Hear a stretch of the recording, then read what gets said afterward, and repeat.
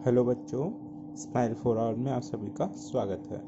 मेरा नाम है अक्षय वेपलावत और आज हम एक एग्जाम्पल और एक एक्सरसाइज 1.2 का क्वेश्चन देखने वाले हैं, क्योंकि एक्सरसाइज 1.2 में एक ही क्वेश्चन ऐसा है जिसके बारे में अभी तक ऐसा कुछ किया नहीं है, और एक ही एग्जाम्पल ऐसा है। मतलब दोनों क्वेश्चन एक जैसे ही हैं, फिर भी मैं दोनों को बता रहा हूँ क्योंकि दोनों की थोड़ी सी डिफरेंट अप्रोच है। बाकी सारे क्वेश्चंस के बारे में हम पिछले लेक्चर में कवर कर चुके हैं। अगर किसी को भी कोई एग्जाम्पल या फिर क्वेश्चन करने में दिक्कत हो रही तो एक बार लेक्चर रिपीट कर लेना। मैं गारंटी लेता हूँ कि आप सभी को ज़रूर से वो क्वेश्चन हो जाएगा।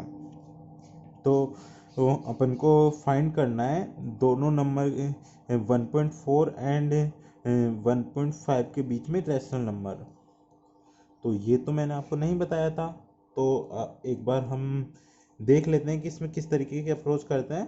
तो इसके बीच में रैशनल नंबर फाइंड करना है, तो पहले हमें इन दोनों को डिनोमिनेटर है उन्हें सेम बनाना होगा। डिनोमिनेटर को सेम बनाने के लिए तो हमें क्या करना पड़ेगा कि इसका 1.4 है, तो इसका मतलब इसको कम तो नहीं कर सकते, तो इसको ही बढ़ाना पड़ेगा। इसको बढ़ाने के लिए क्या करेंगे, हम इसको 2 से मल्टीप्लाई डिवाइड कर देंगे। 2 से मल्टीप्लाई डिवाइड का मतलब है 1 इंटू 2 तो ये किसके बराबर हो गया, 2/4। तो अब हमें समझ में आ रहा है कि दोनों में रिलेशन क्या है। तो हमें एक बार नंबर लाइन पे अगर डिनोट करें, तो सपोज ये 0 है और ये 1 है, तो यहाँ होगा अपना 2/4 और इन दोनों के बीच में होगा 1/4, क्योंकि ऑब्वियसली यहाँ पे एक खाना जो भी 1/4 है उतना ही इसकी वैल्यू अगर हम बढ़ा रहे हैं तो 2/4 आ रही है। तो इन दोनों के बीच में हमें निकालना है। तो मैं इन दोनों के बीच की अगर बात करूँ तो सिंपली अगर हम देखें 2/4 और 1/4, तो हम अगर इन दोनों के बीच में नंबर निकालना है, तो मैंने आपको बताया था जब भी हम ये वाला क्वेश्चन तो हमने किया हुआ है कि इन दोनों के बीच में नंबर निकालने के लिए क्या करना पड़ेगा, हमें इनका जो डिनोमिनेटर है उसको बढ़ाना पड़ेगा और इनके नंबर के बीच में जो खाने हैं उनके नंबर्स बढ़ाने पड़ेंगे। तो सपोज जितने भी अपन को पूछे, जैसे 5 पूछे हैं, तो सपोज करो कि 5 से 10 से मान लें, 10 से कर दिया, 10 से मल्टीप्लाई डिवाइड कर दिया, तो 10/40 जो कि इसके बराबर है। किसी को प्रॉब्लम थोड़ी ना है इस पर। 10 से मल्टीप्लाई डिवाइड किया तो 20/40।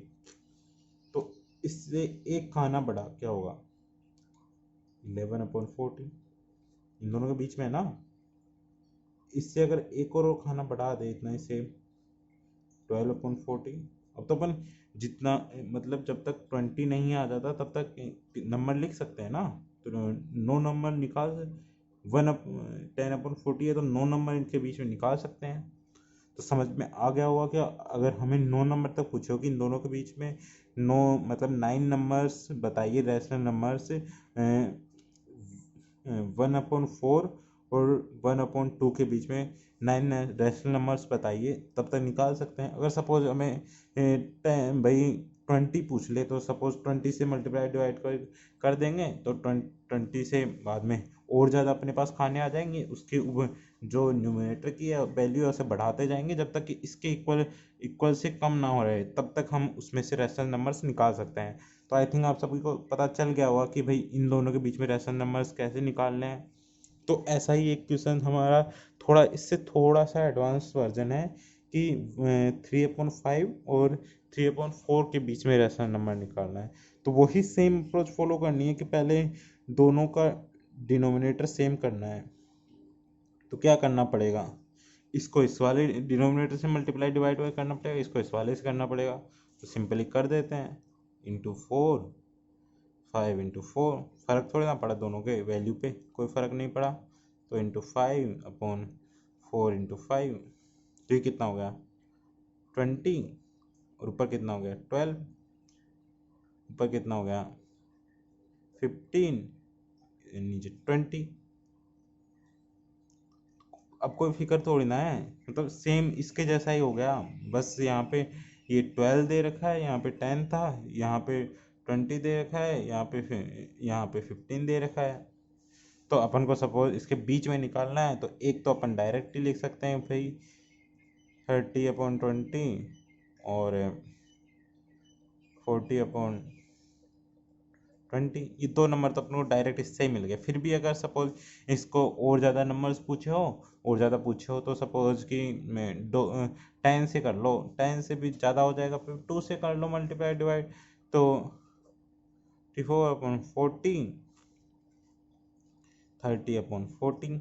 तो इसके बाद में सीधा सा लिख सकते हैं कि 55/40, 26/40। तो मतलब किसी को दिक्कत थोड़ी ना है, कि सिंपल सा तरीका है यार, दोनों के डिनोमिनेटर सेम करना है, सेम हो गया, उसके बाद में जस्ट उसके आगे का नंबर एक बढ़ाते हुए लिखते जाना है, क्योंकि सबको पता है ना, न्यूमरेटर बढ़ता है तब वैल्यू बढ़ती है ना, कि और न्यूमरेटर घटता है तब वैल्यू घटती है। तो ठीक है, थैंक यू।